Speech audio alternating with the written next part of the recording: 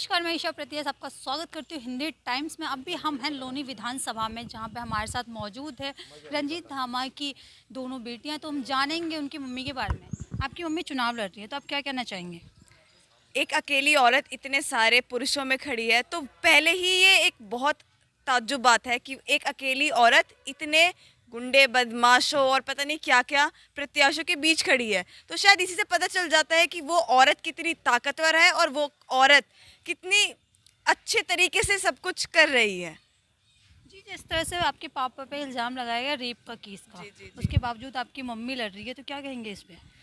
देखिए, मैंने अपने पहले इंटरव्यूज में भी बोला था कि सबने कहा है कि दो रास्ते होते हैं, एक सही का एक गलत का। गलत रास्ता बड़ा ही आसान दिखता है, उस पर इतनी सब मुसीबतें नहीं आती, लेकिन सही रास्ते पे हमेशा हमें बहुत सारी मुसीबतों का सामना करना पड़ता है। सही रास्ते पे चलने वाले को हमेशा प्रॉब्लम्स होती हैं। शायद पापा ने वही सही रास्ता चुना, उन्होंने लोगों के लिए काम किया, लोगों के लिए विकास किया और आज वो उस सही के लिए जेल में है। तो शायद अब थोड़ा सा ना कलयुग है कि भाई सही के रास्ते पर जो चलता है उसके लिए इतनी कठिनाइयों का उसे सामना करना पड़ता है। आपकी मम्मी निर्दलीय लड़ रही है, वो किसी पार्टी का थामन क्यों थामी है? देखिए, हमने भारतीय जनता पार्टी की 15-20 साल हमने काफ़ी सेवा की। मेरे पापा मनोज दामा जी, उनके पास कोई पद नहीं था, तब भी उन्होंने 7 से 8 सांसदों को चुनाव लड़वाया, यहाँ पर एमएलए बनवाया बीजेपी का झंडे गाड़ने वाला मनोज धामा थे। जब उन्होंने हमारी नहीं सुनी, और ये हर एक पार्टी का काम होता है कि लोगों का सम्मान करे, जन नेता बने, जन की सुरक्षा करे। पार्टियां वहाँ पे शायद खड़ी नहीं उतर पाई, इसलिए हमें लोगों के सम्मान के लिए निर्दलीय आना पड़ा। तो क्या ये माने कि बीजेपी पार्टी सही लोगों का चुनाव नहीं कर रही है? देखिए, एक पार्टी एक परिवार की तरह होती है। कभी कभी एक परिवार से गलती हो जाती है, वो बच्चे जो प्रत्याशी वो चुनती है, कभी कभी वो सही नहीं चुन पाती।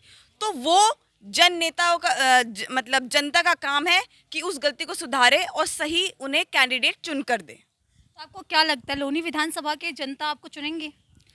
देखिए, इतना ज़्यादा प्यार, इतना ज़्यादा आशीर्वाद हमें हर दिन मिलता है, उससे तो यही लगता है कि हाँ जी, हम लोग जीत रहे हैं और बहुत भारी मतों से जीतेंगे। बाकी सब ईश्वर के हाथ में है, क्योंकि सत्य की कभी हार नहीं होती, वो हमेशा विजयी होता है। आपकी मम्मी का वहाँ से लेके अब तक का सफ़र की कुछ बातें बताएंगे आप? देखिए, मम्मी एक गृहिणी हुआ करती थी, वो अपने भाई के सामने भी नहीं बोलती थी। कई सारे रिश्तेदार जब घर आ जाते थे तो वो अंदर चली जाती थी, क्योंकि वो बड़े शर्मीले नेचर की हैं। लेकिन किसी ने सही कहा है कि शक्ति का नाम ही नारी है। जब उस पर कठिनाई आती है तो वो अपने रास्ता सही चुनती है, वो उस रास्ते पर खड़ी उतरती है। मम्मी ने भी यही काम किया है। 5 सालों में उन्होंने वो करके दिखाया है जो शायद मनोज धामा 15 सालों में नहीं किया।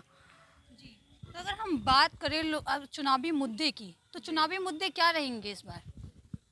बड़ी ही साधारण समस्याएं, मैं जब लोगों में जाती हूँ तो मुझे बड़ी साधारण समस्याएं देखने को मिलती है। सबसे पहले कि स्वास्थ्य की दिक्कत है कि भाई सबको जाना है हॉस्पिटल, तो कहाँ जाना है? दिल्ली जाना है। क्यों? यहाँ क्यों नहीं है एक बड़ा हॉस्पिटल कि कोई जल जाता है, कुछ हो जाता है, आपको सफदरजंग जाना है, क्योंकि यहाँ पे जो चीज़ें हैं वो उपलब्ध नहीं है। यहाँ पर ट्रांसपोर्ट की दिक्कत है, स्कूल कॉलेज। कल मदन भैया जी ने बोला कि यहाँ पे आईआईटी नहीं, आईआईटी है। सबसे पहले तो मैं ये बता दूं कि लोनी में कोई आईआईटी है ही नहीं। तो अपना ज़रा जो वो बोलते हैं लोग, वो थोड़ा ज़रा ध्यान से बोलें। ना यहाँ आईआईटी है, ना यहाँ आईटीआई है। क्यों नहीं है वो हमें देखना चाहिए और हमें उसका समाधान निकालना चाहिए। अगर हम बात करें, अभी हम कुछ जनता से मिल के आए हैं, वहाँ पे महिलाओं से मिल के आई हैं, तो उनकी सुरक्षा बिल्कुल भी नहीं है। वो इस तरह से बात कर रहे हैं कि उनकी सुरक्षा नहीं, स्कूल से उन्हें गाली गलौज करके निकाल दिया जाता है। इस पे आप क्या कहेंगे? देखिए, ये सही बात है कि औरतों की सुरक्षा बिल्कुल नहीं है, क्योंकि हम तो पार्टी के मतलब जैसे कि हमें लोग चुनते हैं तो हम प्राथमिक सदस्य बनते हैं, हम प्राथमिक सिटीजन बनते हैं इस क्षेत्र के। तो हमारे ऊपर इतनी दिक्कतें हैं, तो आप सोचें कि आम जनता का क्या होगा। मेरे पर, मेरी बहन पर अगर हमारी जो फोटोज़ हैं वो सार्वजनिक कर दी जाती हैं, तो आम लड़कियों का क्या होगा। तो इसीलिए हम उनके लिए ही खड़े हैं, क्योंकि हमें लोनी को स्वस्थ, सहज और सुरक्षित लोनी बनाना है। जी, अगर आपको यहाँ की जनता चुनती है, तो क्या आप चुनाव जीत के बीजेपी का हाथ थामेंगे या समाजवादी पार्टी, किसी के भी पार्टी का हाथ थामेंगे? देखिए, हमने अभी तक यही सोचा है कि हम जनता के साथ हैं।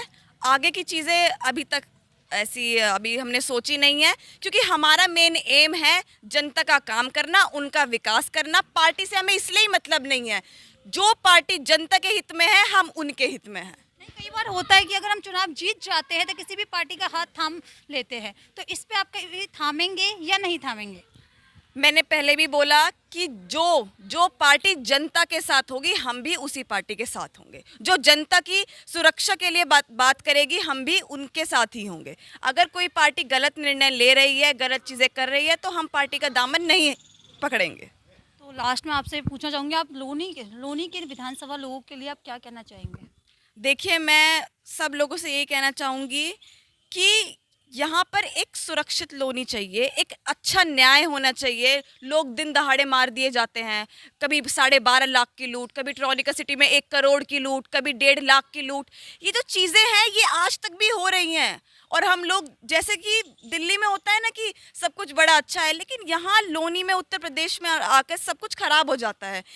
ये जो चीज़ें हैं ये बड़ी बेसिक चीज़ें हैं जो इनको ठीक करना है।